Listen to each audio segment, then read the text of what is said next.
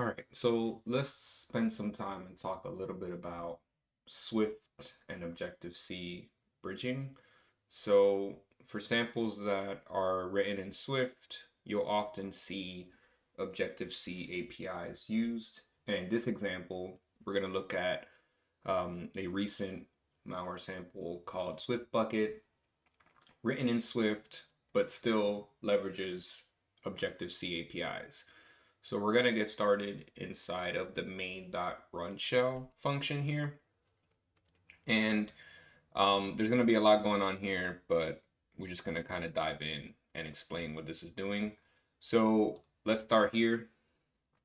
First thing that happens all the way at the top once the function prologue is completed is we're moving in x1 and x0 that were passed into this function into other registers, x21 and x22. So we can just saved args path.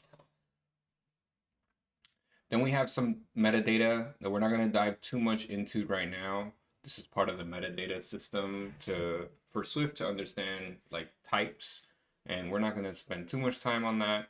We're going to start here. Okay, so again, this is written in Swift, but we're still leveraging this NSTask object. So what happens here is that reference to the NSTask object gets loaded into X0, and then we have a branch to alloc with zone, and then we end up using the init method by passing that into Objective-C message send. So this ends up being our NSTask object that then gets saved into X19.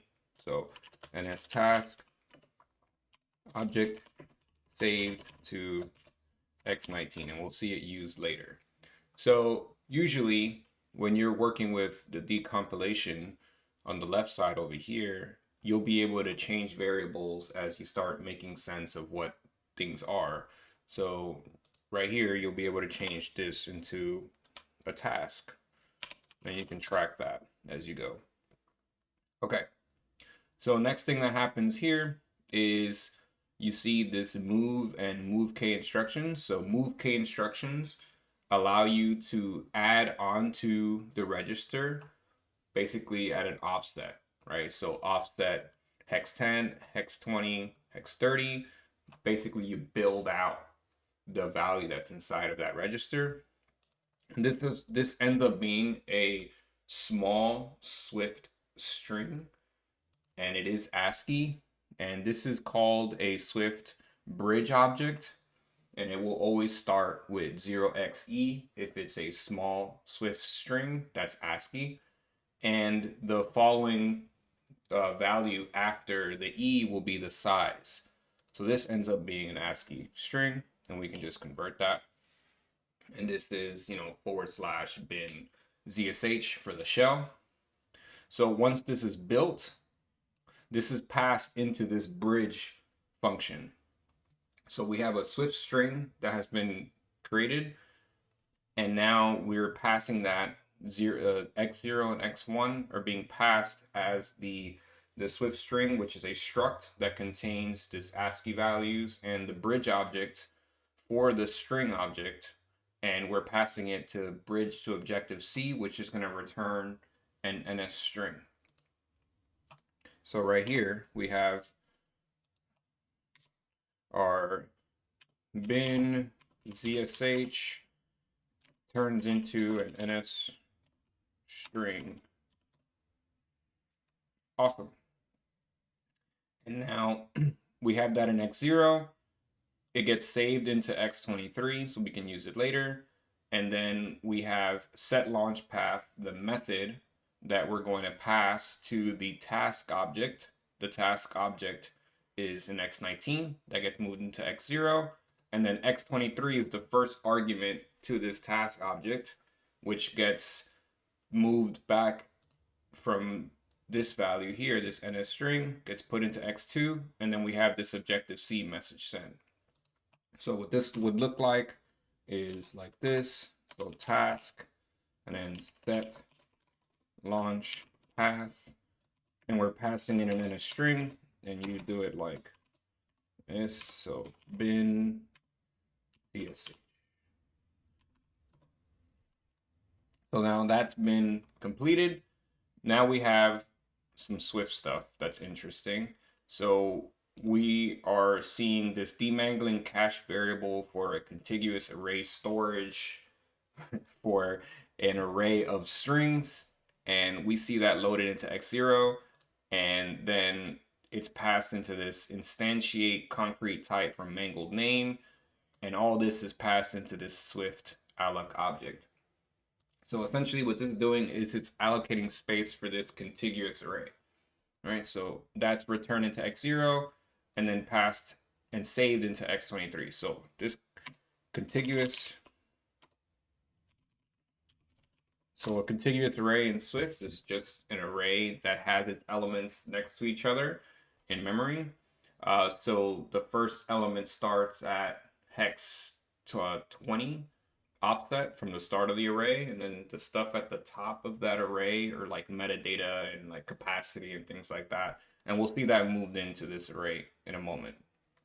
Okay, so we have this contiguous array, and the reason why we're getting this contiguous array set up is because you can see all the way at the bottom, this set arguments method is called, and set arguments accepts an array, an NS array. So we're creating a Swift array that we're going to populate with the arguments that are going to get passed to this task, and then we're going to convert that into an Objective-C array, which is an NS array, and pass that to the set arguments method. Okay, so these Q registers are pretty interesting. They're 128 bits, and essentially what's happening here is we're loading the values from this location. Now, this is part of the array metadata, so we're not too worried about that right now. So this entire value here that starts with this hex 2 gets loaded into that Q register, and then it gets stored at the offset, the hex 10 offset from the start of this contiguous array. So metadata at 10 offset of array. Okay, now we see this, which looks similar to what we saw before for a small Swift string. So this gets moved into X8 and then gets moved into X9, this bridge object. So this, we can convert this and see what it is. And this is the -C that we're going to pass to the ZSH shell. And this is 2 bytes long, which is why this has 0xE2 for the size of this small Swift string. So these get loaded into W8 and X9. And then we have a store pair instructions, which are going to store these as the first element that's going to be inside of this contiguous array. So it's 16 bytes away from this metadata. So that gets stored there. So we have first element of ARD array.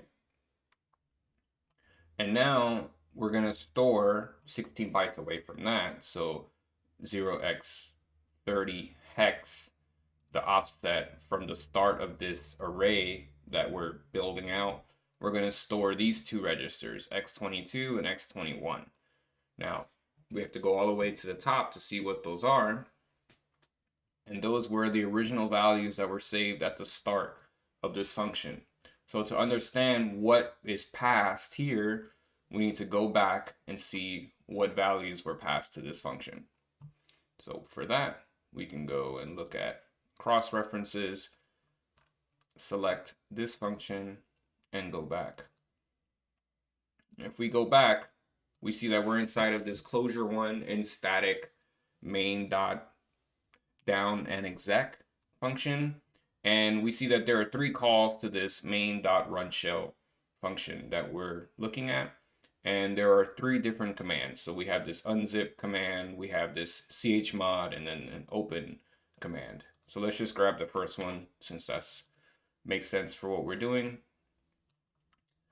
So this is a large Swift string. So that was passed in, right? So this and this are part of that string. So we have like the Swift string 1, first part of it, and then the bridge object, so Swift string 2. And if we go down to where we were, right here is where that is then saved. And that is put inside of this array of arguments that we're gonna then move into this method call. And the way that that works is now we have that x0 that we've populated. We are gonna retain it, and then we're gonna load this type metadata for string. This x23 is we moved a reference to this array into x23 up here. So then we end up moving it back into x0. x22 is this the Swift string that we moved in that gets put into x1, and then we have this array bridge to objective C. So this is part of the bridging between these two. So this is going to return an NS array for our args. Okay, that gets returned into x0. So then that gets moved into x21. x23 gets moved into x0 just to release. This is just part of arc, so we're not worried about that. That's just memory management for objects. Now we have our call to set this up. So we have x1 being loaded with the method for set arguments. x19 ends up being our task. x21 is this NS array that we converted from a Swift array. And now we're moving it into x2 since that's the first argument for this set arguments. So we have our NS array. And we have the call to Objective-C message send. So this ends up doing this. So task set arguments, and then we're passing in our array. So that's a couple of these parts for setting up this task. It's not done yet, but just to show how that works, and then we can go back to the decompilation and make more sense of this now that we know more about what's going on here. So we can convert this. This ends up being the ZSH shell. We don't see that used here with this set launch path. It should be an argument to this, but that's okay. Then we have this that we're allocating, which is going to be this contiguous array. So we can call this array. And we can see what we saw before where the Swift string 1 and Swift string 2 were moved to this area, this offset of this array, which makes sense what we saw. And then we are going to create this bridge to Objective-C NS array. So this will be an NS array. And then we see the NS array is then used. Set arguments, we should be seeing a arrays passed here. But that's how you start making sense of these bridging between these two different languages. It's used a lot. And for this example, they're just setting up these commands like the unzip command to then be executed using the ZSH shell with an NSTask, which basically spawns an additional process outside of this app. All right. Thanks for joining.